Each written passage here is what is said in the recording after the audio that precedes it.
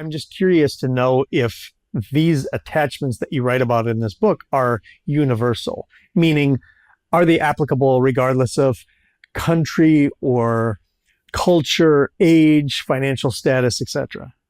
Actually, the people in the developed world are the most tangled up around these attachments, believe it or not.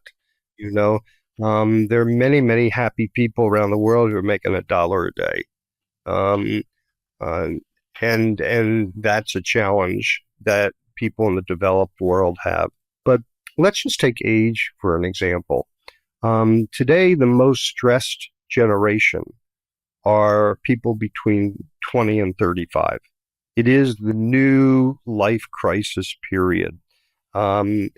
Because of finances, because of career, because of relationship anxiety. Is that mostly in the United States, or is that in the developed world, or is it around the globe? I would say it's probably mostly in the developed world, particularly in the United States.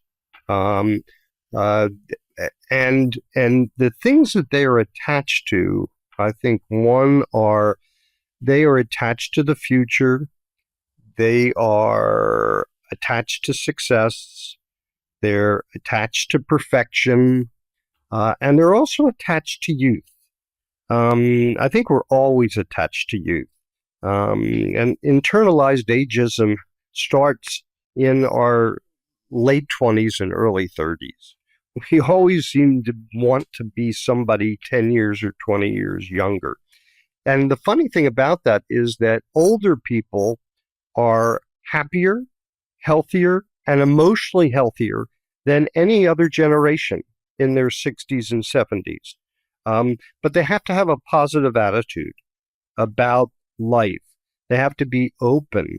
They have to not live in regret, but live in gratitude. They have to be introspective. They have to appreciate maturity and wisdom and not be afraid of the degradation of their bodies, which is inevitable.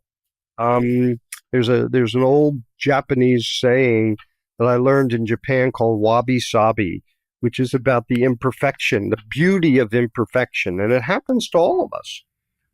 So older people, they actually have attachments like the attachment to stability.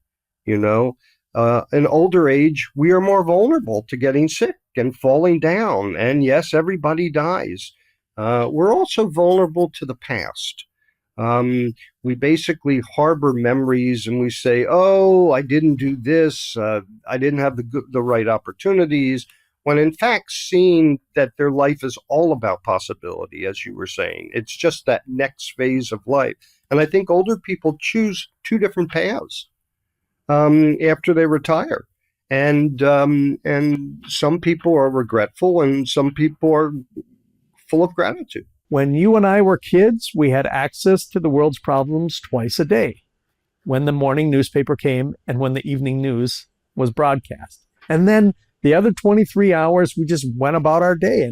And I feel like that group of people that you were mentioning, early 20s to mid 30s, they weren't taught that, oh, they don't have to solve all these problems. And being aware of them does not mean they own them.